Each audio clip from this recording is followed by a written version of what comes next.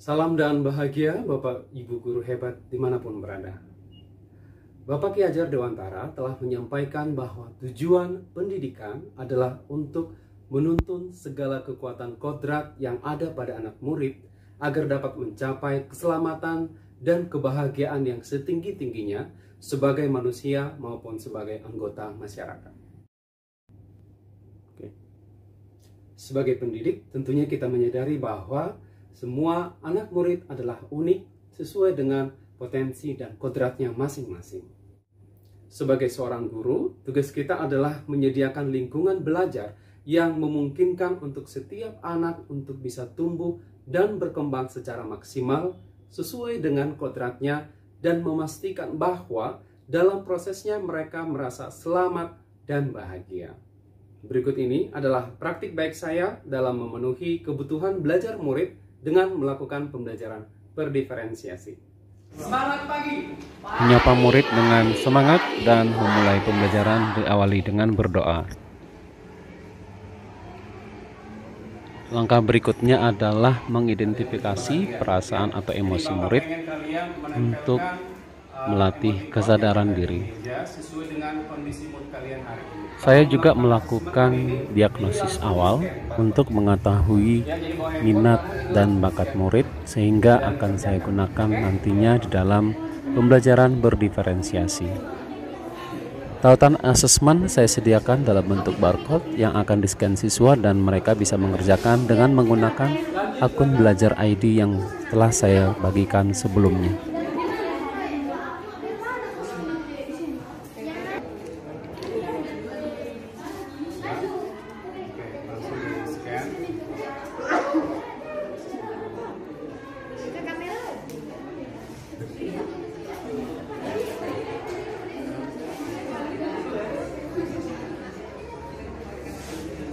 Halaman web.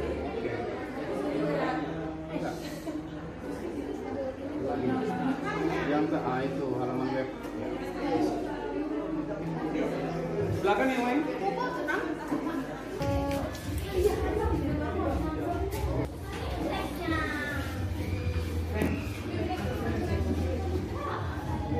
Silakan diisi.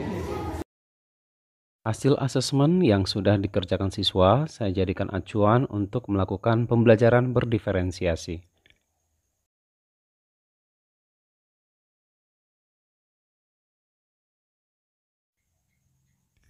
Sebelum pembelajaran dimulai, saya melakukan teknik stop untuk melatih kesadaran emosional murid, sehingga murid dapat dalam keadaan kesadaran penuh dan fokus untuk mengikuti pembelajaran. Ucapkan 3 hal yang kamu syukuri hari ini, pagi hari ini. Apa yang kamu syukuri? Ucapkan dalam hatimu. Mungkin kesehatan, orang tua, segala hal yang kamu miliki. Silakan ucapkan syukur dalam hatimu. Nafas. Saya memutarkan musik instrumental untuk mendukung latihan kesadaran sosial emosional mereka.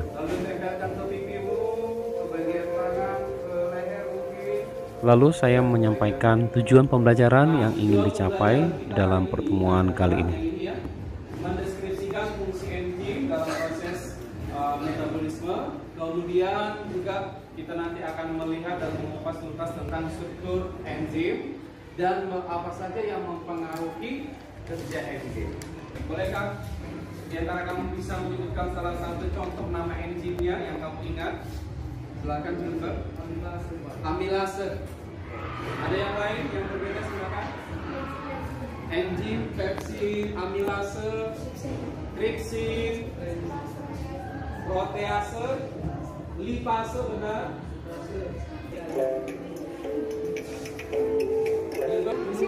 Oke. Kalau tadi.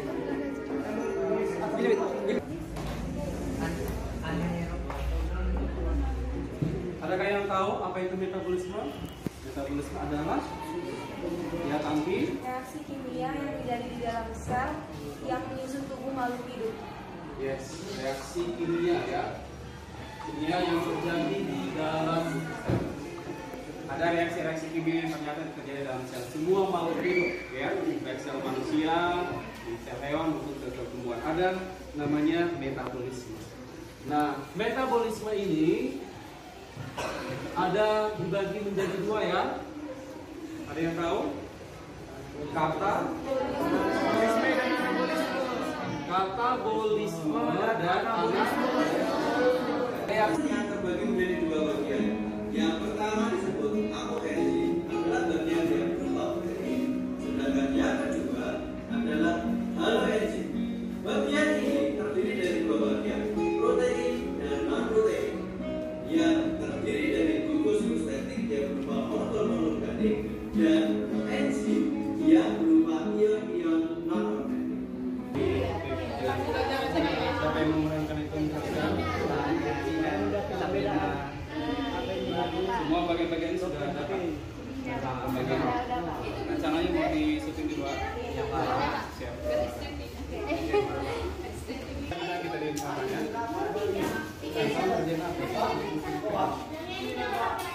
Jadi ini mau ya, yang baru kemudian ini.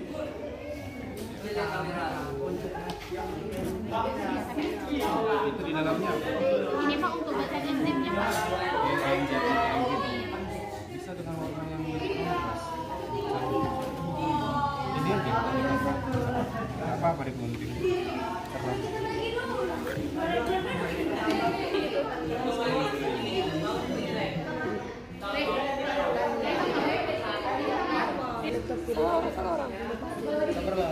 Aku juga rambutnya masih ada lagi, Pak? Masih ada lagi. Ini nampak banget. Jadi kan kita kan 11 orang, 8 orang yang buat materi, 3 orang lagi nanti ambil kamera sama edit. Kita ada pemenuhnya, 1 orang yang edit, terus kamera sama edit, terus materialnya terus nanti pemulai Sudah. Makanya harus didata dia bagian-bagian masing-masing bawa apa. kan ada dasar Yang jago edit siapa? cewek buat nyewe pengertian. ya tergantung juga mau nanti kalau misalnya ternyata nggak cukup Bapak apa? Guntingnya, oh iya.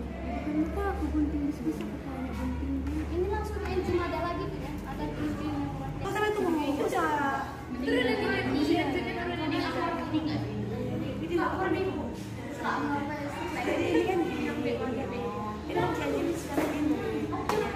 selamat siang teman-teman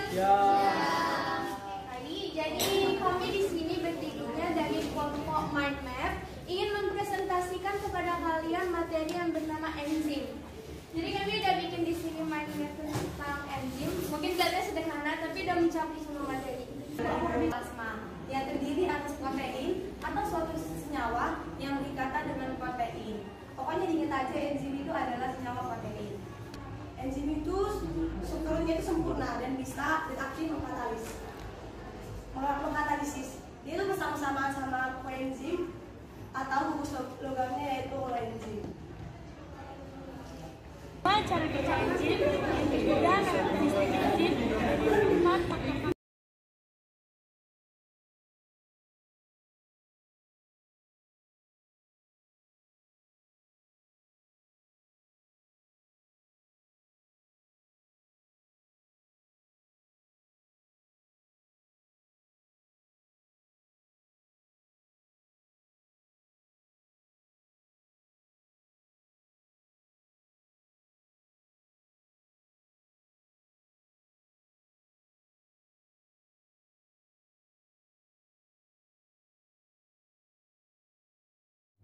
Pembelajaran berdiferensiasi adalah usaha guru untuk menyesuaikan proses pembelajaran di kelas untuk memenuhi kebutuhan belajar murid. Nah, Bapak Ibu guru hebat, mari kita bersama-sama mengimplementasikan pembelajaran berdiferensiasi ini sebagai upaya yang konsisten untuk merespon kebutuhan belajar murid. Selamat belajar Bapak Ibu, salam dan bahagia.